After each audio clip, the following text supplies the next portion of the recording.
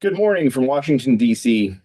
Good evening in Taipei and Manila, and welcome to everyone else from around the world tuning in to our latest Cross-Strait and Beyond seminar. My name is Marcus Garlauskas, and I am the Director of the Indo-Pacific Security Initiative of the Atlantic Council's Scowcroft Center for Strategy and Security. Today's seminar, Countering the PRC's Gray Zone Strategies, is made possible by support from the Taipei Economic and Cultural Representative Office in the United States, better known as TECRO. Now entering its third year, the Cross-Strait and Beyond seminar series is the premier platform to inform public discussion on key issues for Taiwan and the United States. As the PRC's gray zone aggression has been growing bolder in recent years, we propose to analyze Beijing's evolving tactics across the broader Indo-Pacific region, and particularly looking at the reactions from those countries targeted by the PRC in the gray zone in order to derive lessons learned to more effectively counter the PRC's gray zone strategies. Now, today we'll be discussing the similar yet distinct challenges that Taiwan and the Philippines face in fending off Beijing's incursions into their air and maritime space, things that are short of a direct attack, and what many have termed the gray zone. But as we'll hear, the Philippines has some slightly different terminology that they like to use. Now, we'll be focusing most of all on what Taiwan can learn from the Philippines to mitigate and to deter Chinese aggression. And this topic builds on our recent report here, what Taiwan can learn from China's gray zone actions against the Philippines. And this was written by the Republic of China Taiwan Army Colonel Chung-Yu Cho, affectionately known to us as Ray, who recently returned to Taiwan after a very successful, distinguished year with us as a visiting military fellow to the Atlantic Council. So to help with this discussion, I'm pleased to have a very distinguished panel with us. We have Commodore Jay Terriella, the Philippine Coast Guard spokesperson on the West Philippine Sea and a member of the special staff of the Coast Guard Commandant. We have Mr. Ta Chien Chen, a non-resident fellow at Taiwan's Research Institute for Democracy, Society, and Emerging Technology. And then we have Ms. Nicole Lopez, a senior defense research officer at the National Defense College of the Philippines. Now, before we begin our panel discussion, some brief background on our program. Now, the Atlantic Council overall is a nonprofit, nonpartisan research institution focused on U.S. leadership in the world, working with allies and partners to address common challenges. And our motto is shaping the global future together. So although some would term us a think tank, our leadership prefers to think of us as an action tank, making change in the world rather than just studying it. Now, convenings like this one are integral to the mission of the Scowcroft Center of the Atlantic Council, of which we are a part, to develop sustainable, nonpartisan strategies to address the most important security challenges facing the United States and the world. Now, our program, IPSI, the Indo-Pacific Security Initiative, is one of the Scowcroft Center's 4 programs. Through analysis, tabletop exercise, and public and private events, we inform and shape the strategies, plans, and policies of the United States and its allies and partners to address key rising security challenges in the Indo-Pacific, like the PRC's gray zone aggression, and of course, like the Chinese and support for North Korea and the potential to have to simultaneously confront North Korea, China, and even Russia in the Indo-Pacific. We also lead the Tiger Project at the Atlantic Council, the project on war and deterrence in the Indo-Pacific, which addresses in part how to deter and defeat PRC aggression at all levels of the conflict spectrum, including in the gray zone. Now, I'm going to ask each of the panelists to speak for a few minutes in response to an opening question. And then we'll have some moderated Q&A, followed by Q&A from our virtual audience. So if you do have questions for this excellent panel, please go to askac.org and put in your questions. And historically, we found that there's a lot more questions than we can actually get to in the discussion because there's so much enthusiasm. So please get those questions in early so that we can get to them, because I definitely want this to be an interactive conversation. So we'll begin with Commodore Terriella, and I just wanted to emphasize that please do read the full bio that we have on the website for this event. But just by way of background, in addition to being a Coast Guard Commodore with a distinguished career and a really important role, being the spokesperson for the Coast Guard in the West Philippine Sea on West Philippine Sea issues, I would say Jay is what I would call the quintessential warrior scholar.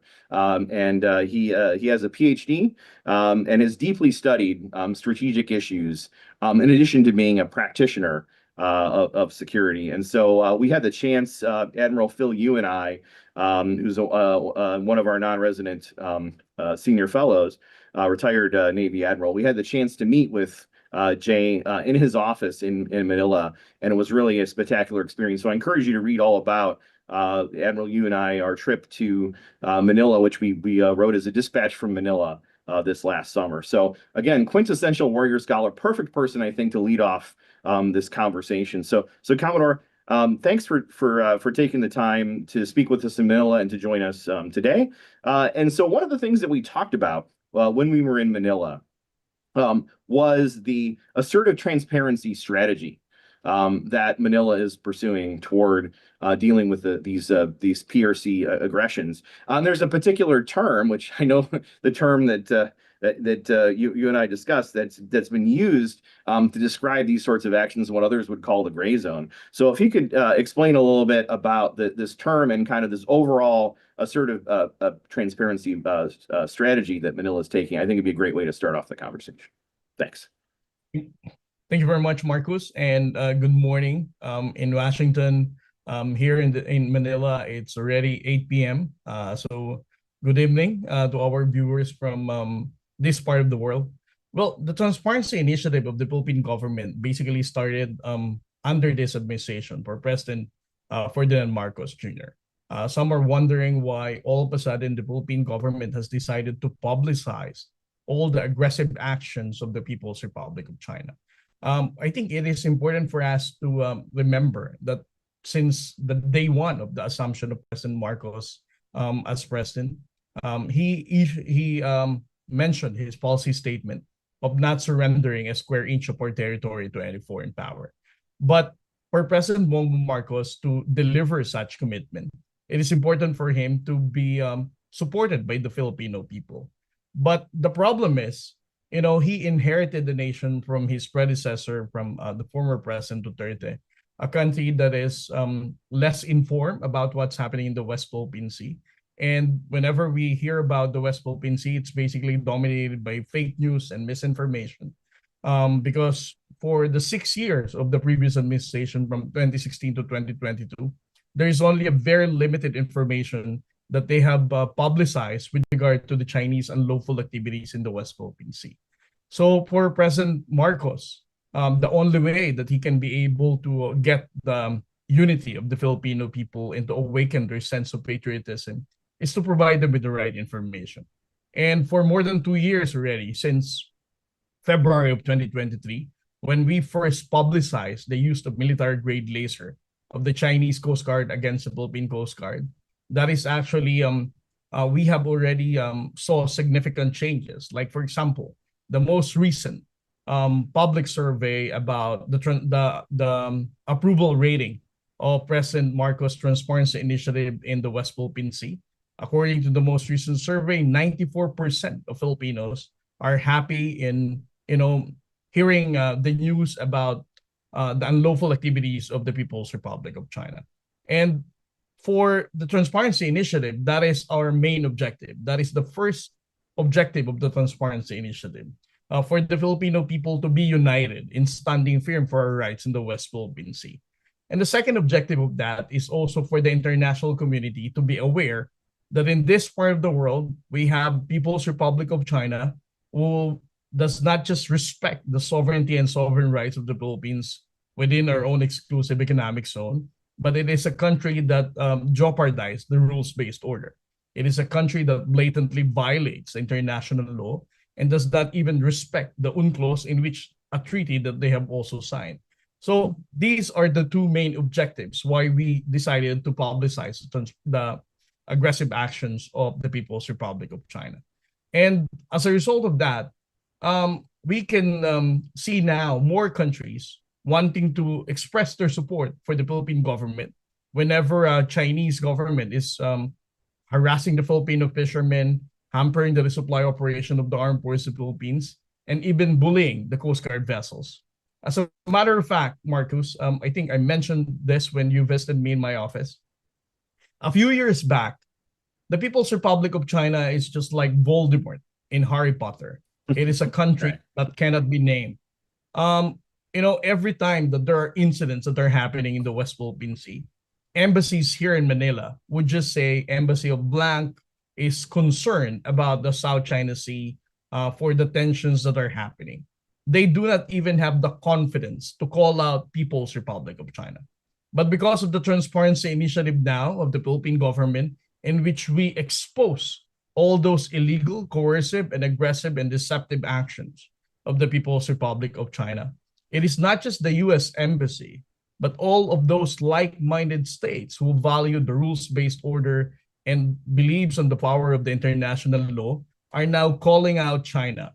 They are naming the People's Republic of China as a country that violates international law, as a country that bullies ordinary Filipino fishermen, and that they are the ones who are endangering the safety of our ordinary civilians here in the West Philippine Sea. This is the impact now of the transparency efforts. And I think the third most important positive impact of the transparency effort is that here in the Philippines, for us, this unlawful activities of China is no longer gray. There is no gray zone tactics that they're doing. For the Philippine government, this is all illegal, coercive, aggressive, and deceptive actions. I think that is the biggest contribution of the Philippines in terms of the transparency efforts. We are telling the world that there are no gray area when it comes to the violation of the international law. These are all blatant violations of the international law. Commodore, I'm really glad that you concluded with that explanation there, because I do think the term gray zone can be overall intellectually helpful, but it can be a distraction, as you point out, from the fact that really what China is doing is in a very black and white, not gray way, aggressive and violations of international law and norms. So we like to in the U.S. often take those acronyms and turn them into words, right? And so ICAD is the term that you hear a lot, especially at Indo-PACOM, thanks to you and your colleagues really emphasizing this. So I think this is a great way to start off the conversation. So of course, Commodore, will come back to you for some more comments and looking forward to that. But now let's pivot from an expert from the Philippines to an expert from Taiwan itself, who's of course, being bombarded by similar tactics from the PRC.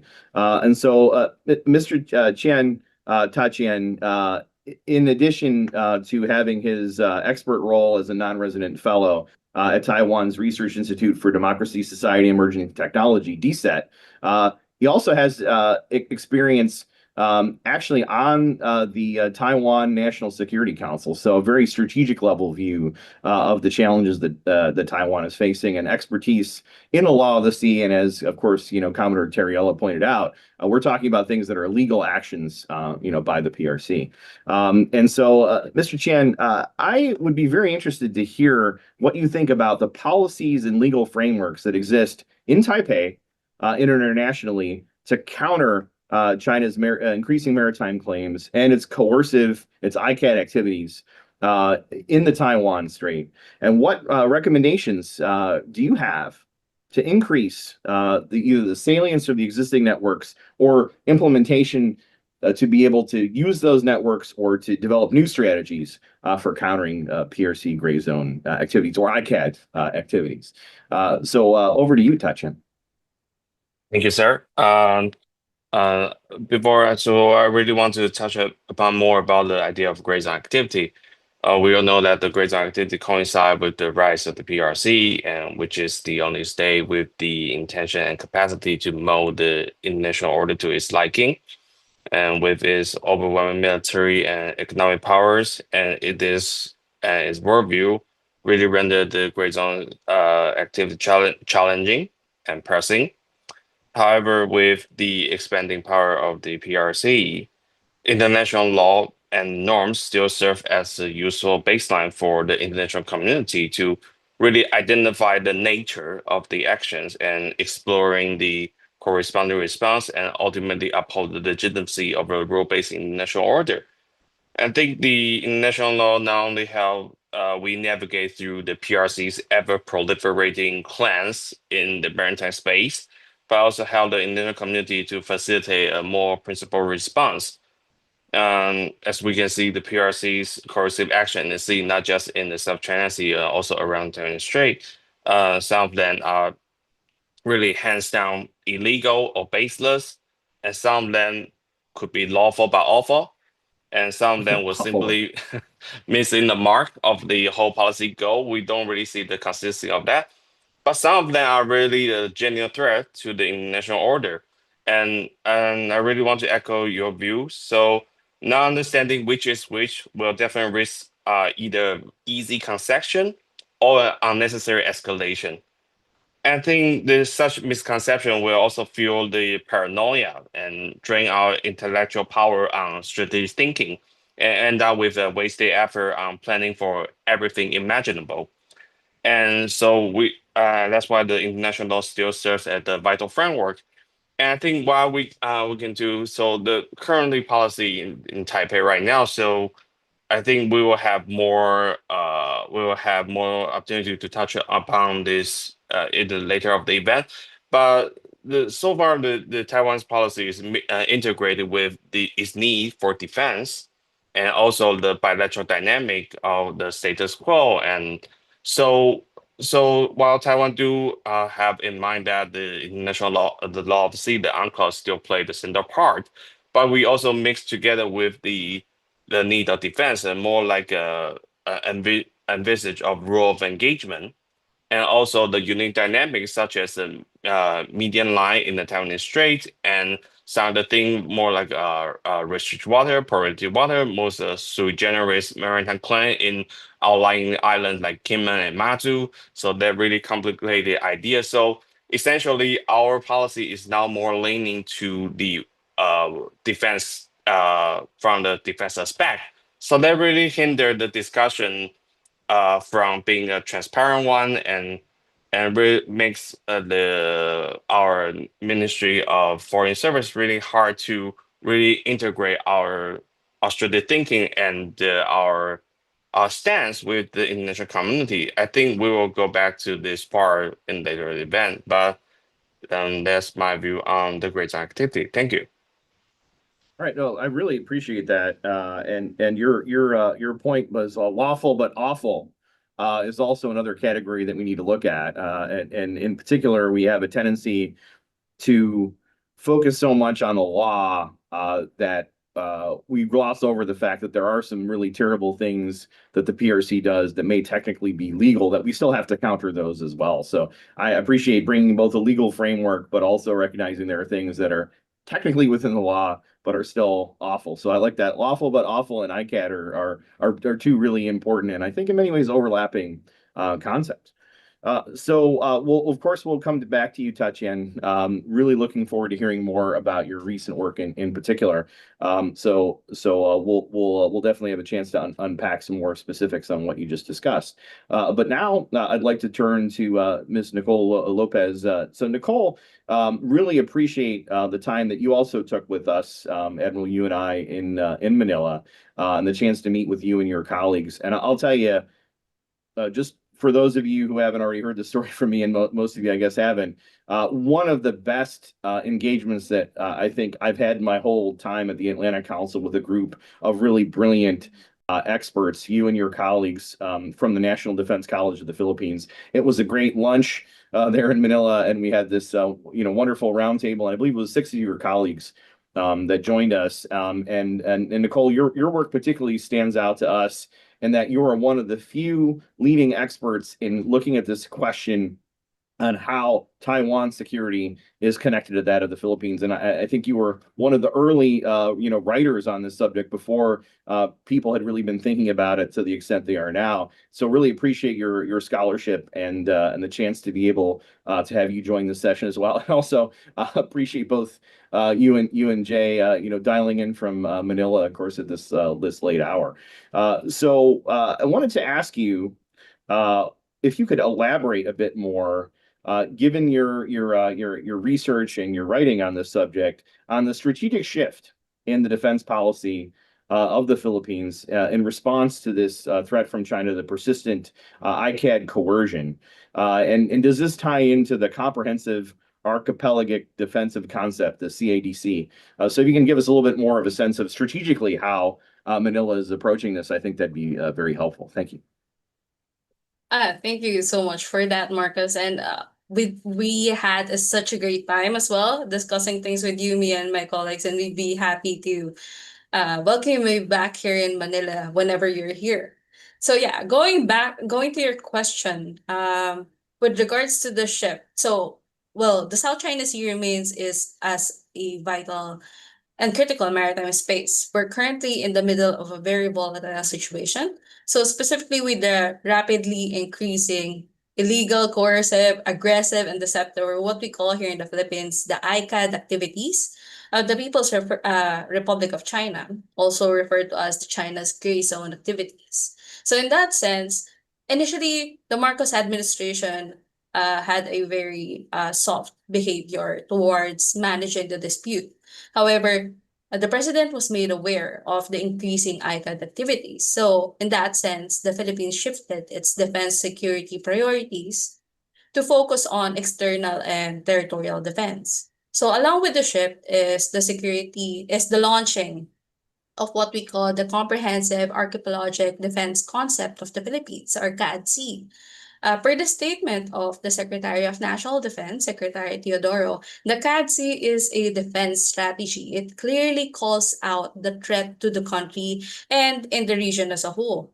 So, however, PRC's ICAD activities are not limited to maritime domain. It also spans from information warfare to strategic coercion in terms of politics and economy. So, these ICAD activities disrupt basically peace and stability in the region, and it blurs the line between peace and conflict. So for the Philippines, we had the CADC. From the name itself, the Comprehensive Archipelagic Defense, meaning we, the Philippines, as an archipelagic country, it can be a strategic asset, but it also presents a lot of vulnerabilities. So the CADC seeks to integrate joint force capabilities across sea, land, and air, and other domains of warfare such as cyber to ensure that security of the entire archipelagic and maritime domain of the Philippines. Under the CADC, there are several other actions being undertaken by the president with the overall objective to ensure territorial integrity and sovereignty. Some scholars actually posit that the CADC is the country's grand strategy, with its seeming hard balancing policy with regards to the threat in the region. All right, a grand strategy. So I appreciate the comments and understanding that this is really a fundamental strategic shift for Manila, and I think that's very important for our viewers to understand that this is not just something around the edges, but this is a major change in how the Philippines and its government view its security environment and align its approach. And so now let's pivot back to Jay then.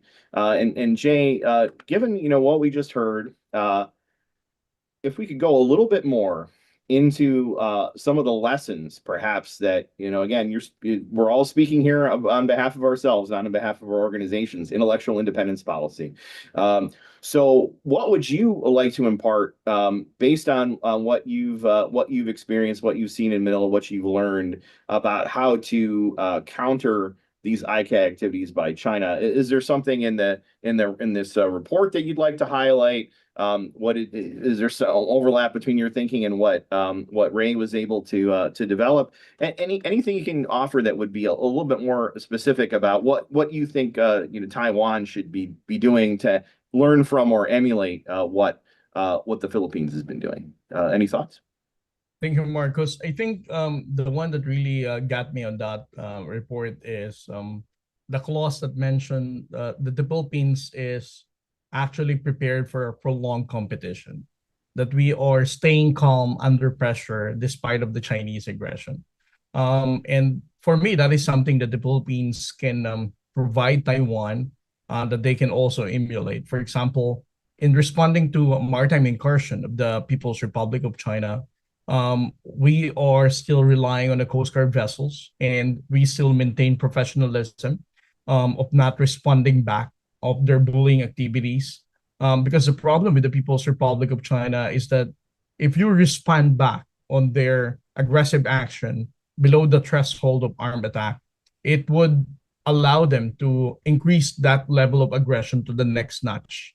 And for us, we choose not to respond to, because we understood the fact that the moment we respond, for example, with water cannon, they're going to elevate the level of response. And they are very good in making use of propaganda and saying that it is the Philippines that provoked them.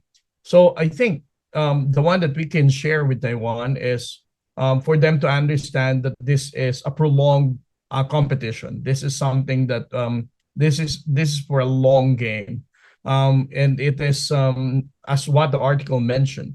It is not always advisable for you to scramble your jet fighters. You can probably make use of other ways that you can save the utilization of those jet fighters every time that the Chinese jet fighters would violate the ADIZ of the Taiwanese government. I think that's a great example, Jay. And so what you're arguing for is sort of meeting them, not ignoring their activities, but not engaging this sort of tit for tat, not lowering yourself to Beijing's level, basically. Yes, and that is very wonderfully written on the report, mentioning that we need to stay calm and despite the pressure that Beijing is doing, because as you react to their level of aggression, you're also providing them an avenue to justify their next level of aggression. They're trying to suck you in. Yeah. And I love the fact that you also use the word prolonged in your comment, because one of the things that we are thinking about is the prolonged confrontation with China. But even if we were to get into an armed conflict, that we have to take the approach of it's going to be a prolonged one, right? That it's not necessarily just going to be, a quick, sharp engagement. We have to think about this as a long-term, campaign lasting not just years, but even decades in terms of dealing with this sort of thing. So I think that's a great lead in. Then to the next question I'd like to go into is Chan. I'd like to explore a bit more about how Taipei, Washington, and other like-minded capitals, including Manila, can increase the effectiveness of our overall initiatives aimed at prevention and enforcement and attribution of these ICAD, the gray zone activities. And so a lot of this is, as Jay points out, is not just about the physical response, but it's also the broader legal, diplomatic, informational response. So is there anything in the recent report that stands out to you, or something else that you'd like to recommend? Really would be interested in your thoughts from a Taiwanese perspective. Yes. So one of our DCS recent reports about the submarine cable around Taiwan, and we discussed the limit and prospect of the submarine cable security for Taiwan. And I think Commodore Terrell really have a good insight on this. I think Taipei is definitely can learn from how the international norm and law forms the framework of your understanding of policy. So you don't really want to always maybe overreact to a certain degree, but you do have a baseline to understand why exactly is happening and what kind of thing will not really change the status quo. Just like the 2016 South China Sea arbitration, it really set the tone of the interaction of in the South China Sea. We don't really have to bother to worry about the ever proliferating and really confusing claim from the PRC. Really know what's the baseline for the action. And I think this is something I reflected in our discussion about the submarine cable. So we all know that one of the key aspects of the submarine cable is there's a jurisdiction gap. So usually the coastal state have full jurisdiction in the territorial water, but they have very limited jurisdiction in the international water on that for certain matters. And in this part, but I think that when it comes to gray zone activity, so the discussion and debate in Taiwan tend to slide into a more bilateral dynamic. We talk about the ever pacing PRC action. We don't know the policy goal of the PRC. So essentially, people starting to arguing that the law of the sea is incomplete, it's outdated. There's no reason that you should limit your jurisdiction in the territorial water. We should maybe in a certain degree there are certain scholars that to propose that we should expand our jurisdiction all the way to international water when it comes to the submarine cable damages. But I think this kind of thinking really reflects on how do we rely on the bilateral dynamic over the international norm.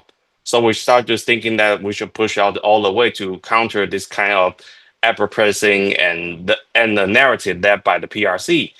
But this is really how decrease our opportunity to coordinate better with the international allies and our whole legitimacy. Especially, we don't really know why exactly the gray zone is going on in around Taipei. So I think this report really shows that Taipei will benefit a lot if we will center more our policy on the existing international norm, and it really helps uh, establish a baseline. However, I think some other things. So we talk about the strengthening the jets. So we all know that our national Ministry of National Defense sent out the jet to intercept the jet fighters from the PRC wherever they cross the median line of the Taiwan Strait. But we all know that the at least the most there's a certain part of the Taiwan Strait belong to the international water. So in that case, it's certainly something that is lawful but awful in a certain degree. But so this is something that Taipei needs to think more carefully. Of course, if you stand from a defense standpoint, you will say no attack will live unattended. So you every time you they send a jet fighter, you send another one to intercept them. But on the other hand, if we really see this is essentially a peacetime activity, it's a gray zone. It's awful. It's coercive. But how do we better respond to that if there's a fighter jet that flying essentially on the international space? So this is something that need to be deal with more balanced interest and more delicately. All right, thank you. Yeah, and we've talked about this now a couple times about how to respond to something like an air incursion, and I'm actually looking back at the report, and I think there's some really good recommendations in here, and you alluded to this idea of how we can respond when the PRC is engaging in something that is well, as you say, lawful but awful. Particularly, and you mentioned the air. You and Jay both mentioned the air incursions. Is this value of recording and analyzing and sharing evidence of the aerial harassment activity, and not just air, but it could apply maritime as well. And then understanding how this fits into a prolonged confrontation, and so you don't want to exhaust yourself just trying to chase after and react to whatever the PRC is doing. So I think it's great. A great line of conversation, and I think very much fits with some of Ray's recommendations in his report. So, Nicole, I'd like to go back to you next and ask if now we could zoom out to the bigger picture here about the strategic and operational implications overall of what the PRC is doing. And even the potential for further escalation against Taiwan. So again, what this implications would be for the region, particularly for, of course, Manila from your perspective. And I know this is a place again where you've been a leading voice and already published some work on this question about how the connection between the security of Taiwan and the security of the Philippines. So really welcome your thoughts on the bigger implications of how we should think about this strategically. Yeah, thank you, Marcos. So we actually published, we published a paper I think about 2 years ago regarding the strategic uncertainties of Taiwan. We initially wanted to do a paper regarding the role of Taiwan in the Indo-Pacific. However, after much mulling into the literature, that's quite difficult to do. So we opted for the strategic uncertainties of Taiwan instead in the Indo-Pacific. And we tried to assess its implications to the Philippine security. Well, Taiwan plays a vital role for China. Part of the whole China's dream for great rejuvenation, one of its requirement is, of course, the reunification with China, based on its law, even by non-diplomatic means. So that's a very scary thing for the region. So it's in terms of possible escalation against Taiwan. For the Philippines, there will be spillover effects, which can lead to several scenarios that are both disruptive in terms of threat levels. On a strategic level, well, there are several scenarios that comes to mind. Of course, a Taiwan scenario would leave the Philippines in an exposed geographic position. It could even set a stage for Chinese operations against the Philippines, presenting a very high risk for the Philippines. So it would again serve as a stage for China in terms of their interest in maritime expansion and their interest in the South China Sea. Second, it can cause a lot of pressure, political and military, not only for the Philippines, but also international pressure. One scenario would be the Philippines' entanglement to a possible US response to an escalation of conflict into cross-strait, with established enhanced defense cooperation agreement, or the EDCA sites in the Philippines, established by the United States and the Philippines. The EDCA sites are some of them are located in the northern part of the Philippines. Entanglement in the possible escalation of conflict could lead to China actually targeting those sites in the Philippines, thus the spillover. Another scenario would be the possibility of China conducting a lot of naval and aerial blockades. Yeah, that could lead to a global disruption in the trade routes. And specifically for the Philippines, it could halt a lot of the development in terms of defense capabilities because of the possible disruption in supply chain of semiconductors coming from Taiwan. In terms of operational level,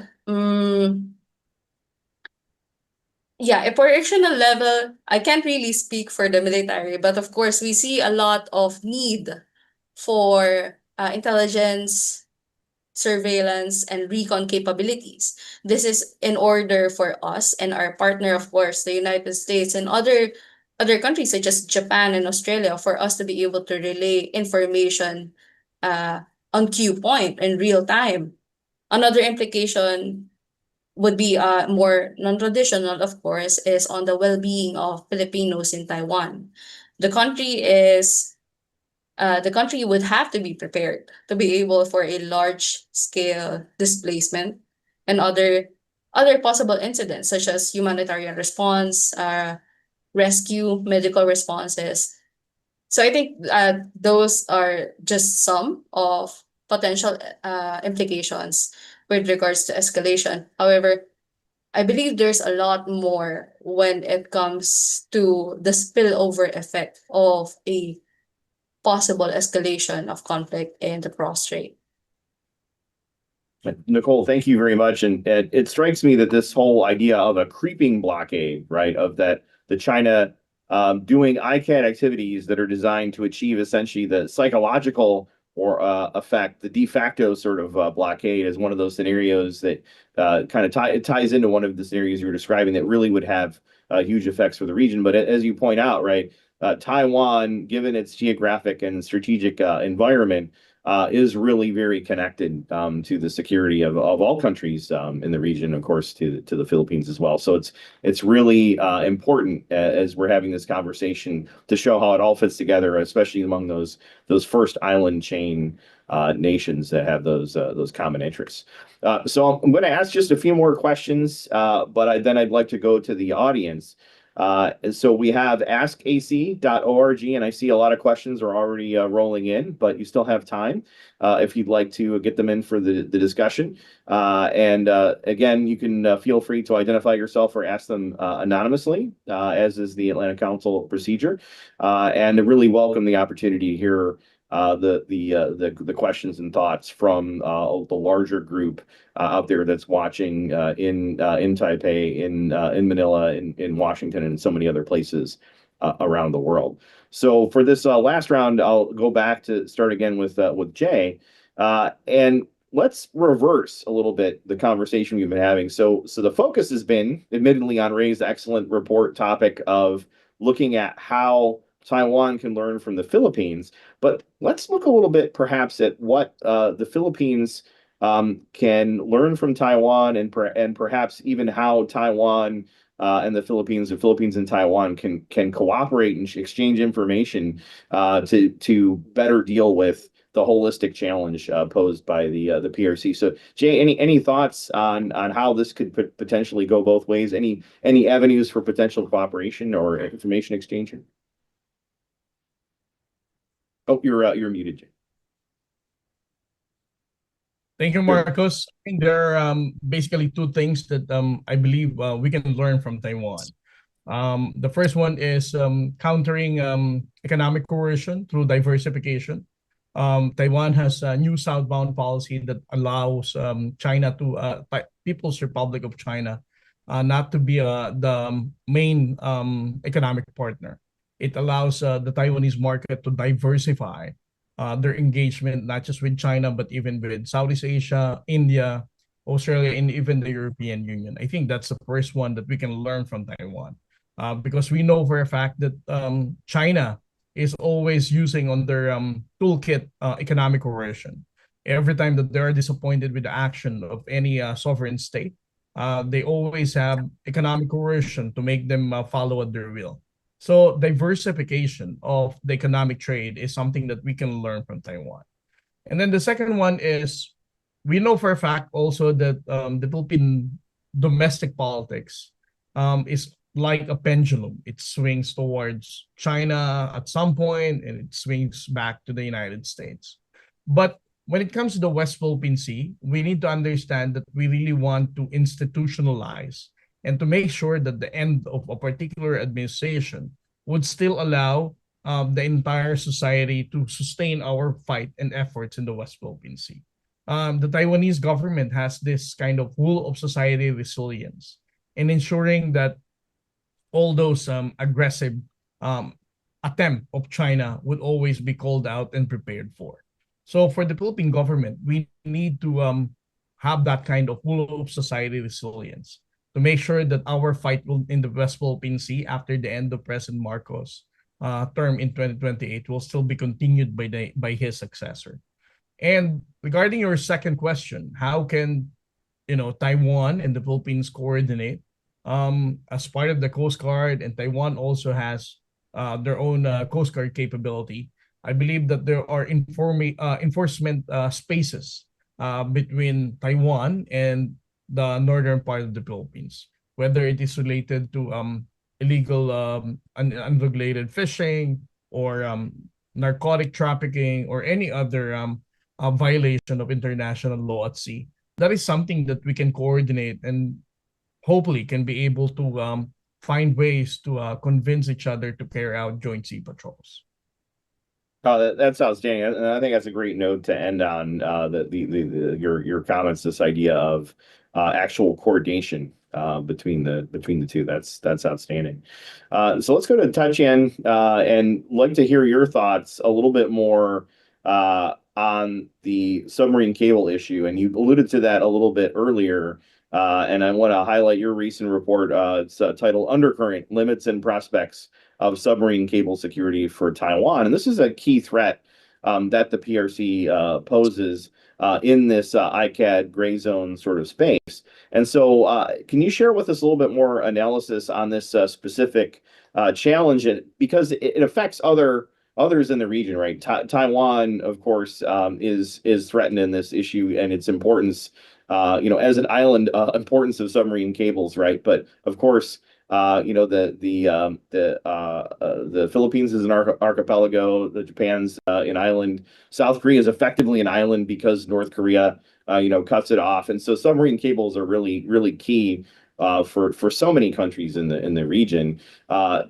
Interested to hear your thoughts on how China threatens that and how we can counter it. Yes, so the damage for the submarine cable is definitely a writing threat for Taiwan. But as our report shows, so far we only have two record cases at our hand, and those two other cases, one essentially leave our jurisdiction due to a failure in coordination different department, but the other case was caught and essentially sentenced for a certain years because they was committed and founded in within the territorial sea of Taiwan. I think that so while we do have some cases and these cases if we look really closer, so we don't really have very good evidence to show that these are the full picture of gray zone activity. And like we just said, so the one of the jurisdiction gap, which is the jurisdiction within the territorial sea, and also the limited jurisdiction outside with the territorial sea. This is the one of the key restraint for the gray zone activity. So one of the things that we talked about earlier is to when we see this kind of rising gray zone activity, of course, the submarine cable is causing a big threat and it's one of the potential type of the gray zone activity in Taiwan. But we still have to, it is best for us to really focus our strategic thinking starting from international law.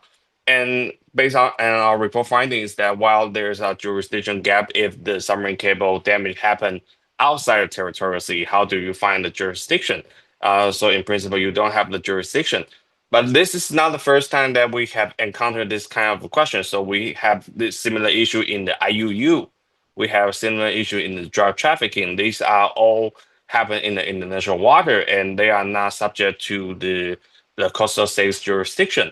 But what we do is we act as an international community. We go after this flag state, and we essentially coordinate it within maybe it's an international regional organization, or it can be a multilateral agreement, or it can be several bilateral agreement. And this is most the legitimate way to do under international law. And it is certainly something that is something the Coast Guard, Taiwanese Coast Guard and Philippine Coast Guard can work together. We gather certain information, we gather awareness, and we decide to whether to launch a coordinating maybe info sharing or more perhaps joint law enforcement. And also we gather as a block to go after those vessels that are prone to involved in the submarine cable damages. We go to flag state, even those might be the proxy of the PRC. However, you just follow the norms that we have when dealing with other issues such as IUU and drug trafficking. We integrate these flag states into a coordination.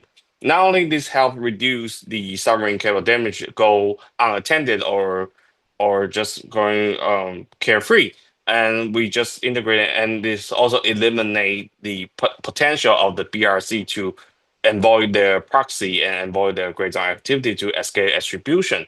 So I think the international norm and the practice still plays the vital role on our decision making. We don't really just go when it comes to the gray zone activity, so we throw everything out. The law still plays a vital moment for us to coordinate with our allies to uphold the not just the efficiency and also the legitimacy. Okay. Hey, thanks so much. And before we go to Nicole, I see that we have a question actually following up on your comments regarding undersea cables and your expertise there. And it's interesting because it's coming from Europe. It's coming from Zurich. So we have an audience in Europe at this hour. It's pretty late right. Actually, no, I guess it's pretty reasonable, like mid-afternoon hour there. So the question comes from Yasha Hanen, who's with the Center for Security Studies at ETH Zurich. And the question is, in Europe, we've seen mounting attacks on critical infrastructure, often attributed to Russia. Now, you, Tatian, have touched on the fact that the protection of subsea cables is a vital security objective in the maritime space. Are there any lessons or cautionary tales, perhaps, from the European situation for Taiwan, the Philippines, or even say for others in the region? So, what do you think, Tatian? And anything you can learn from the European angle? So I think the European does suffer the similar damage like ours, and I think the earlier attempts such as I believe it's Epon 3 is also really so I think ultimately those damage happen in the martial international water in the European water. So, but on the other hand, I think ultimately the European authority found that they are also bounded by the very idea of there's a limited jurisdiction in the international water.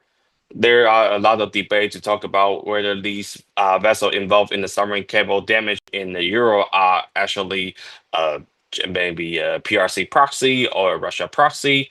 And we can see, especially Estonia has pushed a very aggressive legislation to say they want to push their jurisdiction all the way out in the international water and allow to lethal forces used against these vessels that are involved in the submarine cable damage.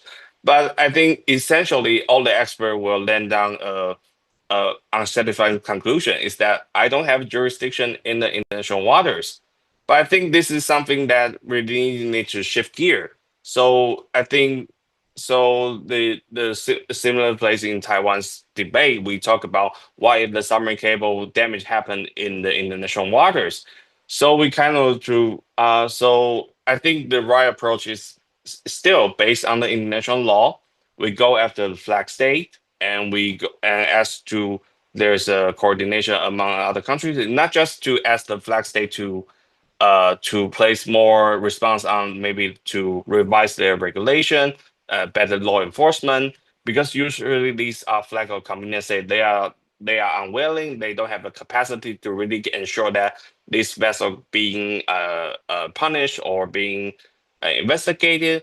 However, I think this kind of coordination, one of the perks is to allow them to delegate their law enforcement capacity to the other country to allow the other parties to the specific coordination also have the jurisdiction over the very vessel that's involved in the submarine cable damage based on their consent. And I think this is the proper way to do, and I think the findings in Euro really give us an idea. So because so far the incident happened in Taiwan all happened in the territorial sea. We haven't really have an idea that there's a submarine cable damage in the international water. We know the vessel, but there's nothing we can do. But this is definitely something we will encounter when this happened in the international water around Taiwan. So I guess the European experience really tells us there's a limit to what you can do unilaterally.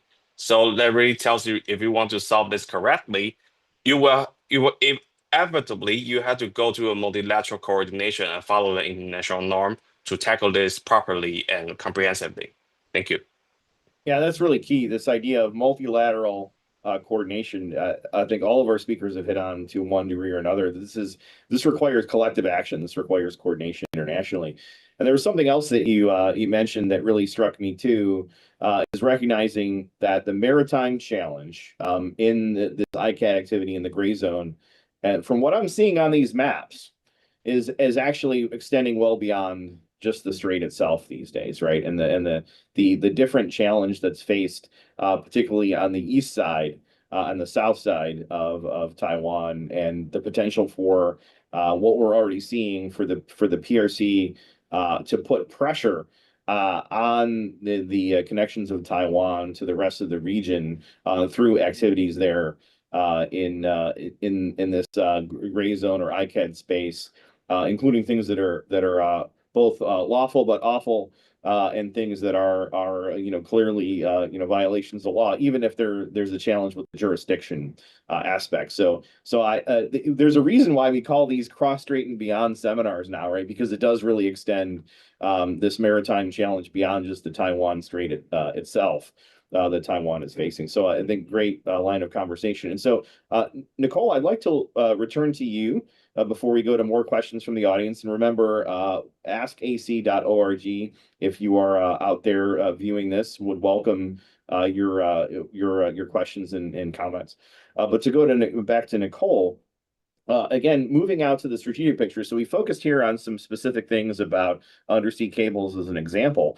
But in the bigger picture, as we talk about these questions of international coordination and cooperation, do you have any insights, advice that you could offer that's relevant for the U.S.-Philippines alliance, because of course that really important alliance that you alluded to being so relevant for the security of the Philippines, and any advice, insights, recommendations for broader multilateral cooperation in terms of how we counter this, whether we call it ICAD or gray zone or lawful but awful, and the potential even for how the PRC could escalate further and how we deter that, how we prevent it. So a big picture question for you, but I know you're a big picture thinker, Nicole. So please give us your thoughts on insights and advice on the bigger picture. Thank you for that, Marcos. Yeah, strategically for the United States and the Philippines, uh, again, this is academic perspective of my own, not of the Philippine Defense Department. Of course. Yeah, um, the United States and the Philippines, they need to treat China's ICAD activities as probably a core threat to the alliance and plan around with that in mind. So that means it's not just an ad hoc thing, it's not just a reactive response. So, yeah. The current joint exercises and patrolling in the West Philippine Sea by the United States and the Philippines are always obviously working given how China's been responding to them. So maybe a larger joint exercise and patrolling with partner states would definitely be a more effective deterrence by presence. Though we've been developing the maritime security cooperation of the Philippines, we've been joined by a lot more other partner countries, not just the United States. We've welcomed Japan, I think, Australia, and France in recent years. So, and that's really, China's been responding. So I would say that's effective.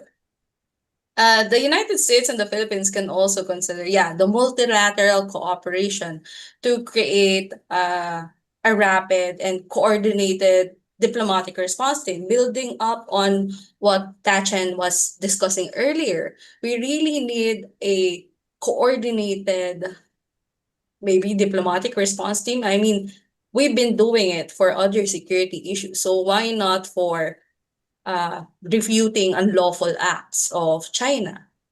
So maybe in the form of simply preparing joint statements that would call out these unlawful acts and claims to actually coordinated diplomatic sanctions to address coercion. So the two countries can actually reach out to regional organizations. And of course, I would say maintain regional forums as a platform for rule-based advocacy. Operationally, for the United States and the Philippines, as I mentioned earlier, they really need to develop better intelligence, surveillance, and reconnaissance capabilities for a more efficient transfer and relaying of information with partner countries. This can also be integrated as an initiative together with already existing partners and further foster the engagement, such as with Japan and Australia, not just the Philippines and the United States. Overall, insight would be, why not build a coalition with partner countries for maritime domain awareness? That could maybe move like a system, provide real-time data, coordinated diplomatic response, and even diplomatic pressure at most, which can be done through the whole practical groupings thing, which is again what we've done with other security issues before. Nicole, thank you so much. A very strategic approach, and some great elements here in terms of the thinking about military exercises, coordinated diplomatic responses, even including this idea of joint statements. And I think we see these occasionally, but making that sort of more the norm, the focus. I think that makes a lot of sense to me. And this operational idea of the building that shared maritime domain awareness is definitely something that's vital and would be very helpful, and that certainly needs a lot more work from both the technical side and also from the procedural side of how we share, how we work together.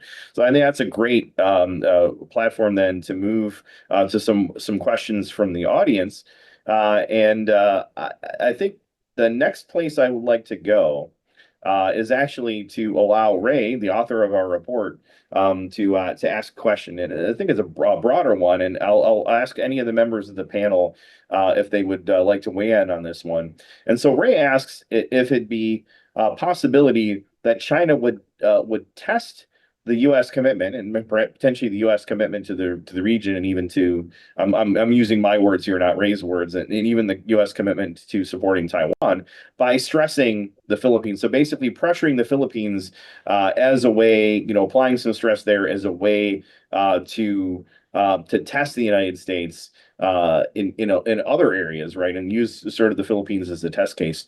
Now I know we're focusing on this from the Allied perspective, but thinking about what it might mean from the sense of the PRC's calculus, and how that might be an avenue in which there could be implications for the deterrence of aggression against Taiwan, if the PRC is going to use the Philippines as a way to test U.S. commitment, U.S. will. So any thoughts on that? And I welcome if you can go ahead and either electronically raise your hand or just physically raise your hand. I'll go first. Otherwise, I'll call on one of you.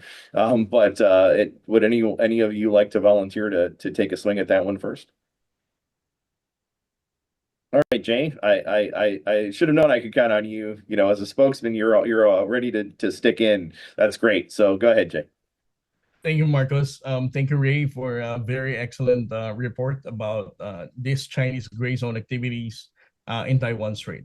I think it's important for us to highlight that there are different levels of threat that we have to understand between Taiwan and that of the Philippines. Although there is a similarity with regard to their use of gray zone or ICAD in advancing their illegal presence. But I would like to believe that this kind of response of China, for example, with the transparency effort of the Philippine government, is not just being carried out by China because, when we started the transparency efforts, we thought that the transparency initiative is something that would really deter China in conducting unlawful activities in the West Philippine Sea. We thought that this is already a silver bullet that would make China realize that they need to protect their reputation as a growing superpower in the region. At first, there are very significant changes. There are some tactical adjustments that the People's Republic of China did. And then 2024 came. China remains to be more aggressive.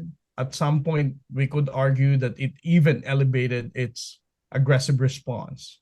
The year 2024, we saw China directly ramming a Philippine Coast Guard vessel using jet stream water cannon against Coast Guard and BFAR vessel. And of course, there was even a much more aggressive response in hampering the supply operation of the Armed Forces of the Philippines. So the question as to why transparency didn't really change China's behavior.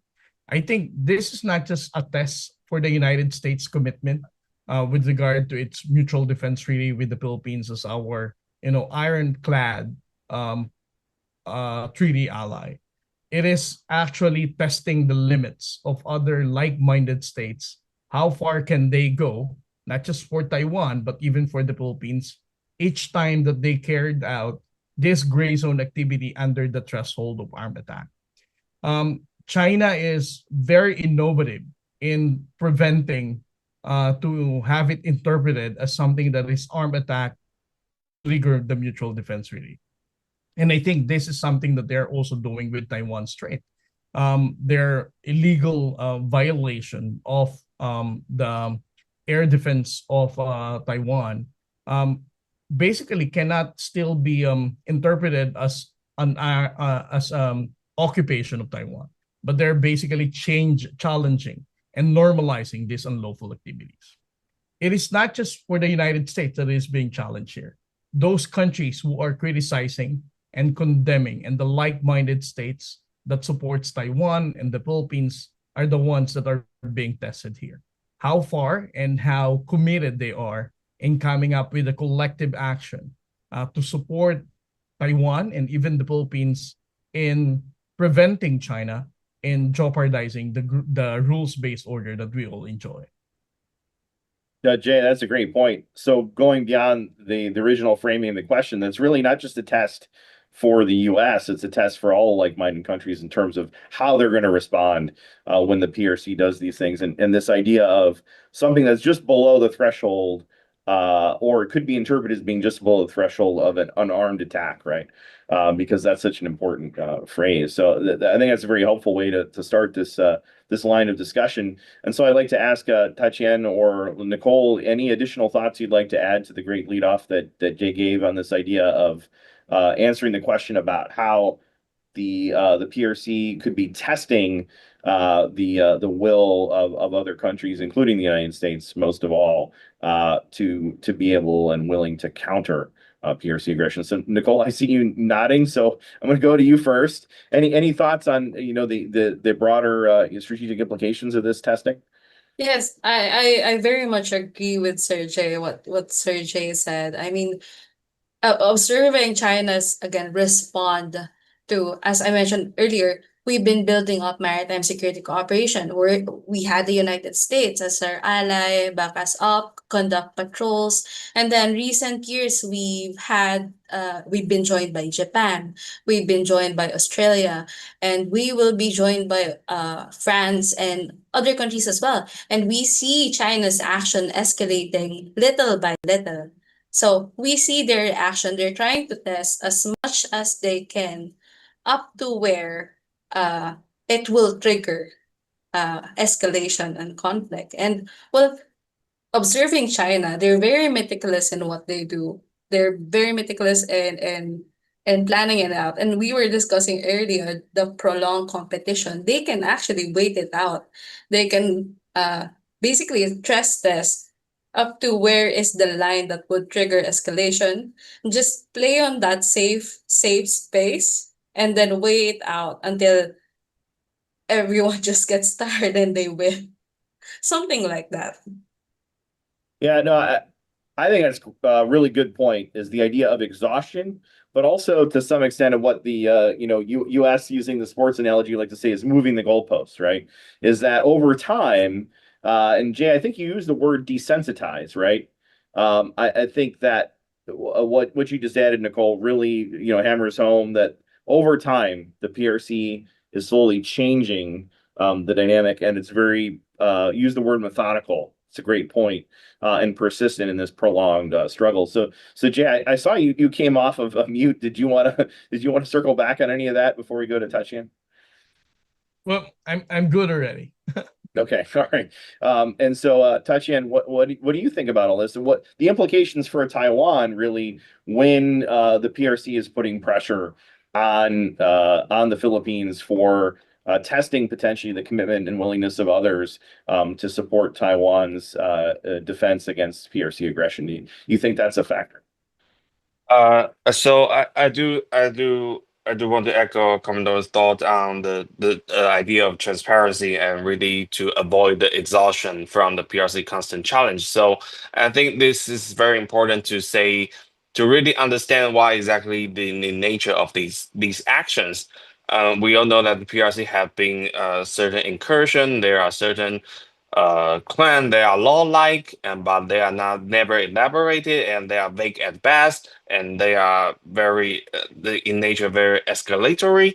But it is very important that you rely on the international norm to really understand what are this nature, whether this nature will lead really effectively contribute to the status quo they may wish to reach out. So I think this is the first step. So we evaluate why exactly the action caused a general threat to the status quo, general threat to the to moving the dynamic. So, but some of them, it is very important to rely on transparency. You call the action, which are these are simply missing the mark, and that prevents you from exhausting. So this is a long game, just like every panelist have said that you don't just go after minor action to thinking of counter action to every action because some of these actions are simply not going to strike anything.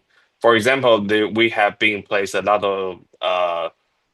of focus on PRC and their domestic law to support their maritime clan, but from the international law perspective, those claims are irrelevant because they has been tested out by the existing norm, by the existing arbitration decisions, and these are their unilateral idea. They are more solely the propaganda toward their domestic audience. So you really filter out this kind of action of your site. You don't just prepare, say, so we now need to prepare a lawfare, but from lawyer's perspective, say, yeah, this is can nothing close to change anything. So I think the transparency really plays the key role to help you sustain more efficiently and really help you to identify the questions. So then after we have the baseline, then we talk about these lawful but awful ideas so we can gather more consensus and talk about how do we offset the political gain they do from these lawful but awful actions.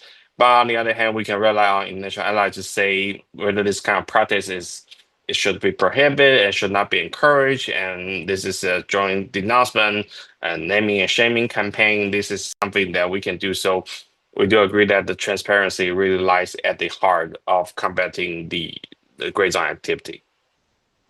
Thanks so much. No, the great comments, and it triggered a thought. And so I like to make sure the panel has plenty of opportunity to talk. I don't want to take up too much bandwidth, but something occurred to me as I was hearing these comments. Is part of the idea of transparency is how do we keep the risk of essentially doing China's work for it by desensitizing people, by just emphasizing these things. And there is one key concept that I think we touched on a little bit, but I really like to draw out is that we need to show over time how the PRC's behavior has changed and escalated, right? Because people, again, can get desensitized, but if we can show sort of a timeline of, okay, a few years ago, the PRC was doing this, and now they're doing this, and really draw that out to make it clear of the trajectory of where they're headed if we don't do more to stop them, and to really show again the need to take this seriously, because the PRC keeps moving those goalposts, keeps changing its behavior over time and escalating gradually, methodically, as Nicole put it. I think that's a really important aspect of this. So I'm really glad that we had this conversation. I feel like we're drawing out some more ideas and insights that will be useful to add to Ray's report and continue to grow our work on how to counter the PRC on this issue set. So I'd like to pivot though, because we had a very interesting question here that I've been sitting on for a little while. It was one of the early questions that came in, and so it comes from a mysterious person in our virtual land here, Ben G, and so not sure exactly their institutional affiliation, but we'll respect their privacy.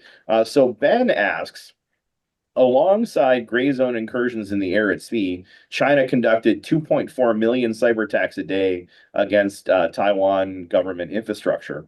Are the Philippine Navy and Coast Guard taking cybersecurity precautions against the threat of cyber attacks by Chinese advanced persistent threat actors that might coincide with real-world aggression?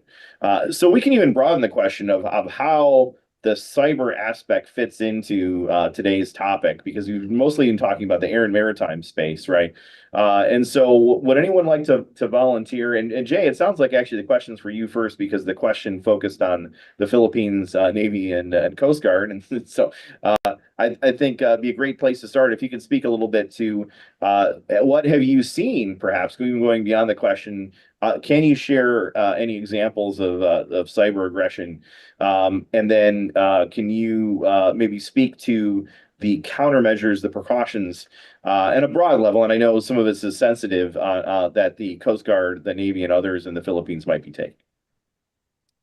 Thank you, Marcos. But before I respond to the question, I would like to comment on the remark about the Filipinos or the audience are desensitized every time we publicize the Chinese aggression. Yeah. The Filipino people has a very long history of our own independence. We have been colonized by a lot of countries, from Spain, and then the United States, and even Japan. The Filipino and even the Southeast Asian countries have a very big understanding when it comes to patriotism and fight for sovereignty. I don't believe that every time we publicize the Chinese aggression in the West Philippine Sea, it would desensitize the Filipinos. Fair enough. It's because, when we talk about sovereignty and we value our own independence, that is something that has been and long fought and hard by our national heroes. I don't think that that would allow the Filipino people just to, say, I ignore whatever Commodore Tariela is saying in the news because he has said this a few days and a few months or even 2 years ago. And for me, the basis of the decision of the national government to still publicize the aggressive action is also the survey and approval rating of the Filipinos. When we started the transparency effort, the approval rating of the Filipinos with regard to transparency and standing firm the West Philippine Sea is barely 80%. And then it became 84, 88, 89. Now it's 94%, meaning 9 out of 10 Filipinos are happy with hearing in the news that the Filipinos are being harassed. Our sovereign rights are violated. And despite of that, we are still standing firm for our rights. Now, going back to your question, Marcus, about the issue of the cyber attacks. These are very sensitive concern. So I'm not going to disclose our experience about the cyber attack. Sure. A But former intelligence officer here, so I understand. Got it. yes, but I would probably cite an example on the side of the People's Republic of China. Through cyber technology, they're also using AIS spoofing, just to confuse the Philippine Coast Guard and even the Armed Forces of the Philippines. For example, it is just an ordinary Chinese maritime militia that they are deploying in some maritime features in the West Philippine Sea. But they're going to change or alter the AIS identity of that vessel. They'd probably say it's China Coast Guard or PLA Navy coming close at the very close distance in one of the coastal communities in the western side of the Philippines. That would confuse the Philippine government, and eventually it also would cause panic among the Filipinos. And that is how they make use of cyber to on the part of threatening their presence to the Filipino people.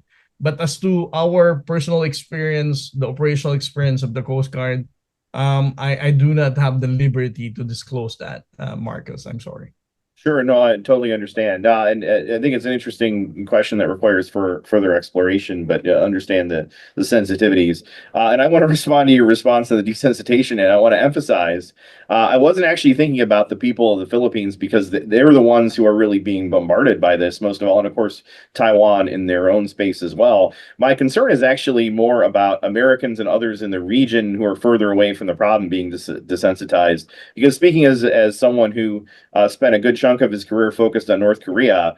It used to be when North Korea launched a missile, it was like headline news and it was a big deal. And now, North Korean missiles are being fired into Ukraine by the Russians on a near daily basis. And it doesn't, make headlines. North Korea, launched some missiles yesterday, and yeah, it made it into the news a little bit. But we're talking about, these huge advancements that the adversaries make in terms of capability and level of aggression. And also, to be fair, I think Americans are a bit desensitized about the Ukraine war. I mean, we have Russia bombarding, a free people and killing civilians on a daily basis. And even though our government is taking actions, and I think there are Americans who are still concerned, in general, I'm concerned the American public gets desensitized. And of course, what's going on in Ukraine is much more clearly a black and white case of aggression, violation of international law, and actual lethal, activities going on a daily basis, killing civilians.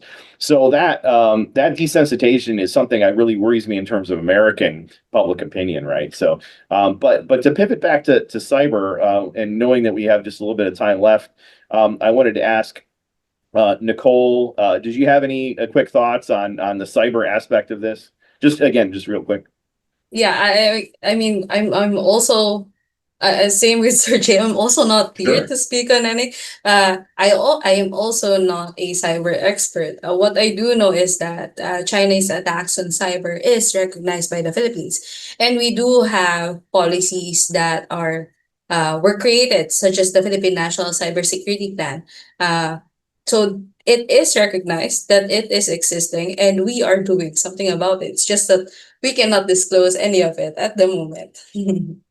Understood. Yeah, and to be fair, I think the U.S. Has really been leading a lot of efforts to raise awareness on the PRC's really uh, aggressive cyber activity in so many domains, not just in the in terms of the military aspects, but going after civilian infrastructure, private companies, even individuals, right? So certainly understand the sensitivities, but the U.S. I think is leading the way in being able to through law enforcement and intelligence processes be able to make more public what the PRC is doing. Although we don't want to reveal too much about what we're doing to counter it, right? So we have just a few minutes left here, and so I just asked for a speed round here, just 30 seconds. Any final thoughts? Anything we didn't get to that you really want to leave us with? And I'll go to Jay, to you first, then Nicole, and then we hadn't heard from Tatian here, and since he is the Taiwan representative, not speaking on behalf of Taiwan, but the Taiwan representative of this group, I'm going to leave the last word for him. So Jay, any additional quick thoughts for us as we close? Thank you, Marcus. I think my quick thoughts that I'd like to highlight that the Philippines fight for the West Philippine Sea is not just about our sovereignty or sovereign rights. This is actually a fight for everybody who values international law, who values the global order that we all enjoy right now. And that's why it is imperative that all countries who support international law, democracy, human rights, those liberal values are something that is being challenged right now by the People's Republic of China. We need each other to prevent China in altering the status quo. Outstanding. Working together in shared security interests. All right, Nicole, to you, any final thoughts for us? Yeah, so the threats we currently face, the ICAT activities of China, they continue to test the resilience of each country. The threats are no longer confined to traditional concepts of warfare. So we are currently here in a space between war and peace, and wherein we fight without actually fighting.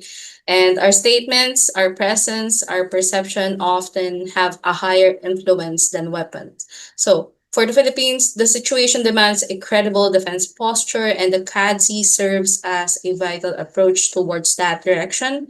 We do recognize that the current situation does not only affect the Philippines, but it affects the entire Indo-Pacific region. Absolutely, Nicole. I think that's a great way to close. And the situation with Taiwan, of course, also affects the entire region. So, Tatian, to you, our last comment from the panelists before I wrap up. No, so I think there's one most important key takeaway for Taiwan is definitely to learn from the experience from the Philippines. So Taiwan have a long history of distrusting the international law, and we were always skeptical about whether this law or the judgment can be carried out because there's no enforcement mechanism. But essentially, we really see that the law really set the really a bar for your actions and reactions. So you don't really do always led by the narrative set by the PRC, and you don't always exhaust by so-called actions. And I think this is very important that for Taiwan to really align with the international law, not just always follow the bilateral dynamic and try to think out we have other concern that's defense more than the international law. But this kind of thinking really help essentially let us become the victim of great activity and blur our strategic thinking. So I guess this is the most important takeaway that we can learn from the Philippines experience. Thanks so much. And really thanks to all three of you for taking the time, these brilliant comments. I know, it's a late hour, of course, and appreciate all those in the audience sharing their questions and thought as well. Sorry we couldn't get to everyone. These sessions could go on for hours, I think, in terms of the depth of discussion that we could have. So we're going to wrap up here. I just have a few things I wanted to pull out as we close. So this idea that we're in this prolonged conflict with the PRC that's just short of the threshold of open warfare, but we're still essentially, facing warfare from the PRC. Some of it in this ICAD space, where it is clear that there's violations of international law, and some things that are lawful but awful that we also have to deal with, and the idea of being able to play the long-term game, the long-term thinking, and not either be rattled by the PRC and not be provoked into overreacting to playing their game, and so many of the recommendations in Ray's report, I think, resonated out in this conversation, and the implications for the region of these sorts of activities against the Philippines, against Taiwan, and the need for better expanded international coordination in the military space, in the information sharing space, on maritime domain awareness, and then, of course, in the informational space, the diplomatic space. And this point that Nicole made about joint statements, I think, is really key. And then being able to portray how this challenge is increasing over time to avoid America and others becoming desensitized, even as those in the region, right on the front lines, really understand the problem better. So the idea of the PRC trying to gradually change the status quo in its favor through this aggression, portraying that is very important. And so many more things that we could actually go into in terms of takeaways from this. And I do want to remind everyone, please do read the report, what Taiwan can learn from China's gray zone actions in the Philippines. And I'd like to thank Ray for his work on this and the support of Taiwan and of TechRo for making this event possible. And then, of course, for Taiwan's Ministry of National Defense for its willingness to send such excellent officers to be visiting fellows with us at the Atlantic Council to do this sort of deep research.